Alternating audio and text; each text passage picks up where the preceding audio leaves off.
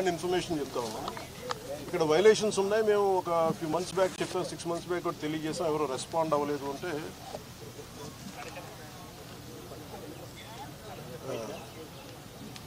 మాకు ఏమనిపించిందంటే on face value తీసుకోలేము ఇవన్నీ.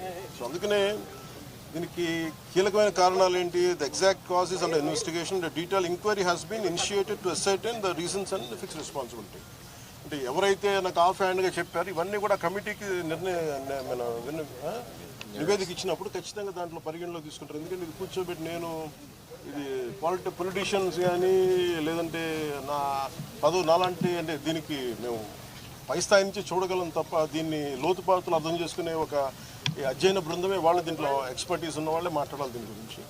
కాకపోతే నా ఇంటెన్షన్ ప్రతిసారి ఏంటంటే ప్రతిసారి ఇలాంటి దుర్ఘటన జరిగినప్పుడల్లా మనం బాధపడుతున్నాం, కానీ పునరావృతం కాకుండా ఏమేం చేయగలగాలి, ఎలాంటి చర్యలు తీసుకోవాలి, ఇది మటుకు ఇది నిరంతర పహారా. ఇది అంటే ఇది ఒకసారి నిర్లక్ష్యం కూడా కాకపోవచ్చు. ఒకసారి మెటల్స్ వాటి తీసుకునే వాటి ప్రభావం ఎలా ఉంటుంది, వాటి యాక్షన్ ఎలా ఉంటుంది, వాటి రియాక్షన్ ఎలా ఉంటుంది, always it is certain accidents జరుగుతూ ఉంటాయి. It always surprises.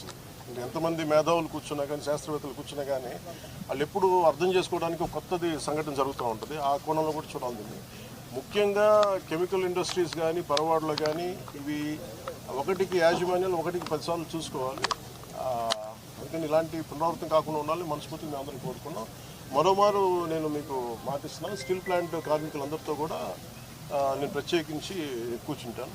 ఒక అవసరమైతే ఒకే రోజు అందరూ తీసుకోలేను కాబట్టి ఒక కనీసం అటెస్ట్ వచ్చి ఒక 4-5 గంటలు కూర్చుంటాను. ఇంక నీడెడ్ అవసరం అనుకుంటే ఇంకో రోజు కూడా దీన్ని ఎక్స్టెండ్ చేసుకుని నేను దీని మీద నేను మీ సమస్యను సంపూర్ణంగా అర్థం చేసుకోవడానికి దాన్ని ముందుకు తీసుకున్నాను. ముందు ఇదంతా అవనివ్వండి. అంటే ఇప్పుడు ఈ కమిటీ ఏం లేదంటే నాకు రేపేం చెప్పేసి ఎల్లుండి అని చెప్పేసి కానీ నాకేంటంటే ఇప్పుడు కమిటీ వస్తుంది, బుకారం వస్తుంది. ఇట్లా ఇంకా కమిటీ అంతా వచ్చిన తర్వాత ముందు దీని మీద ఒక సంపూర్ణమైన ఒక స్పష్టత వచ్చిన తర్వాత దాని తర్వాత తీసుకుంటాం.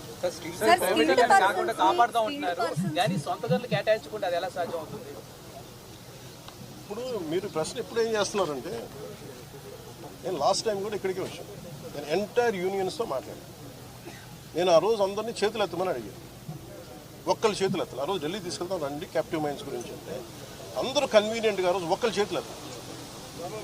అంటే మీరు ఇండివిజువల్ పార్టీ పాలిటిక్స్ స్టిల్ మీరు కలెక్టివ్గా స్టీల్ ప్లాంట్ మాది అనుకున్న irrespective party verticals or wing verticals పక్కన పెడితే మీరు స్టీల్ ప్లాంట్ కార్మికులు బాగు కోరుకోవాలి, ఇది బాగుండాలి, ఇది విశాఖ ఉక్కు, ఇది ఆంధ్రుల హక్కు అనే మీరు పదాన్ని నిజంగా మీరు ముందుకు తీసుకెళ్లాలని స్ఫూర్తినంటే నేను ఆ రోజున ఇదే దాంట్లో గత వైసీపీ ప్రభుత్వం ఇది అమ్మేస్తానంటే మేము వచ్చి కూర్చొని కొట్లాడాము. అదే దాన్నే నివేదిక రూపంలో నేను మన హోంమంత్రి గారికి తెలియజేశాను. అది మీరు చూస్తే వెంటనే దాన్ని ఆ ప్రైవేటీకరణ కూడా ఆగి ఈరోజు ఇక్కడికి వచ్చింది. ఇది మేమందరం సమిష్టిగా చేసాం, మాట్లాడాం. కాదు ఏమవుతుందంటే దీన్ని క్యాప్టివ్ మైన్స్ అంటే మరి ఇంతకాలం ప్రాబ్లం ఏమవుతుందంటే సార్ మీరు మాట్లాడుతున్నప్పుడు నన్ను అడగగలరు. అంటే మీరు సమస్యలు మోసేవాడి మీద మీరు ఒక పంచింగ్ బ్యాగ్ లాగా అంటే మీరు అంటాను కానీ జనరల్ నేను జస్ట్ పర్సెప్షన్ చెప్తా ఉన్నా. ఎవరైతే బాధ్యతలు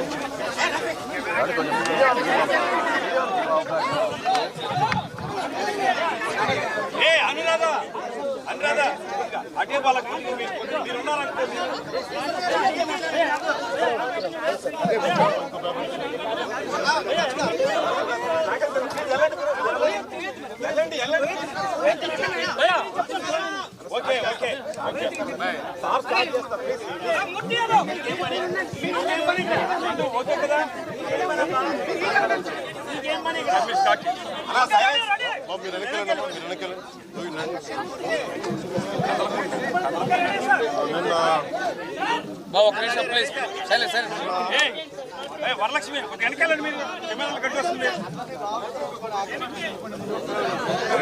4 గంటల నడిస్తే కష్టం. చూస్తూ ఉంటే ఏం మాట్లాడుతూ గొంతు చించుకొని మాట్లాడలేం కదా. జరిగిన 4 గంటల 15 నిమిషాలకి మన స్టీల్ ప్లాంట్ మెల్టింగ్ షాప్ 1 దగ్గర ఒక సడన్ ఎక్స్ప్లోజన్ లిక్విడ్ మోల్టెన్ స్టీల్ని పట్టుకుని ఒక బకెట్ లాంటిది ఉంటుంది, దాని ల్యాడల్ అంటారు, అది బ్లాస్ట్ అయింది. ఆ బ్లాస్ట్ అవడంలో దాదాపు నిన్న మనందరికీ తెలిసిన దాదాపు 8 మంది చనిపోయారు, ఒక 6 మంది గాయపడ్డారు, తీవ్ర గాయాలని. సో వాళ్ళు 2 క్రిటికల్ కండిషన్లో, 6 మంది ఇంకా మేజర్ క్రిటికల్ కండిషన్లో ఉన్నారు. వాళ్ళు ఎలా ఉంటుందని మనస్ఫూర్తిగా మేము బాగుండాలని ఆకాంక్షిస్తున్నాం. వాళ్ళని కూడా పరామర్శకెళ్తాం. అలాగే ఇంకొక 2 ఇప్పుడే ఇందాక కిమ్స్లో చూసి రావడం జరిగింది. వాళ్ళ ప్రాణాపానికి బయటపడ్డారు. ఇందాక లోపలికి పోయి మొత్తం చూస్తూ ఉంటే కార్మికులు కూడా కొంతమంది ఇంటరాక్ట్ అయ్యారు.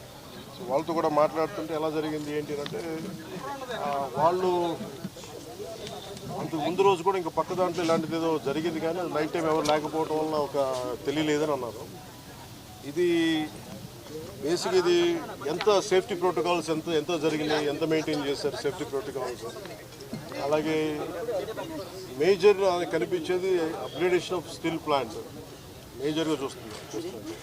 ఇప్పుడు దాకా నేను దారిలో నిన్న నుంచి అడుగుతూ ఉన్నాను, అసలు ఇలాంటి సంఘటన ఎక్కడైనా జరిగిందా, ఇంతకుముందు జరిగిందా అంటే లాస్ట్ 33 years 36 yearsలో ఎక్కడ జరగలేదు ఇలాంటి ఇన్సిడెంట్ అని చెప్తా ఉన్నాను. నాకు వచ్చిన ఇన్ఫర్మేషన్ ఇలాంటి పర్టికులర్ స్టీల్ ప్లాంట్ బిలాయ్ ఉంది, కానీ మిగతా అన్ని కొంచెం డిఫరెంట్ స్టీల్ ప్లాంట్స్, మెషినరీ కానీ వాటి అప్గ్రేడేషన్ కానీ కొంచెం డిఫరెంట్గా ఉంటుంది. దీనికి లాగా ఉండేది ఒక బిలాయ్ తప్ప మిగతాయి కొత్తగా ఉంటాయి. అదే ప్యారలల్గా మిగతా చోట్ల ఎక్కడ జరుగుతున్నాయని. చైనాలో కూడా జరిగింది, కానీ ఇంకొక ఫ్రాన్స్లో కూడా జరిగింది, కానీ ఇలాంటి సంఘటన అయితే జరగలేదు. ఈ పర్టికులర్ ల్యాడల్, ఈ మోల్టెన్ లావాని క్యారీ చేసే బకెట్, ఏమైనా చేసే ల్యాడల్ అనే బకెట్ ఇప్పుడు బ్లాస్ట్ అవడం చూడలేదు, ఇప్పుడు జరగలేదు అని చెప్తా ఉన్నారు. అక్కడ ఒక డిఫరెంట్ బ్లాస్ట్ జరిగింది, బట్ ఈ కైండ్ ఇప్పుడు జరగలేదు. అందుకని ఇప్పుడే బొకారో స్టీల్ ప్లాంట్ నుంచి నాకున్న ఇన్ఫర్మేషన్, ఒక 3 men కమిటీ ఒకళ్ళు వచ్చి ఫామ్ చేస్తే వాళ్ళు ప్రిలిమినరీ ఇన్వెస్టిగేషన్స్ వాళ్ళు వస్తారు.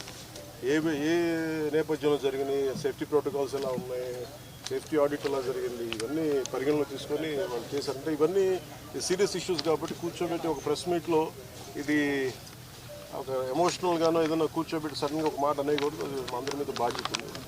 అందుకని ముందు ప్రభుత్వ పరంగా కానీ మొత్తం అసలు ఒక్కొక్క రెగ్యులర్ ఎంప్లాయీస్ ప్రాణాలు కోల్పోయిన వాళ్ళందరికీ కూడా 1,72,00,000 వారికి అందజేయడం జరుగుతూ ఉంది.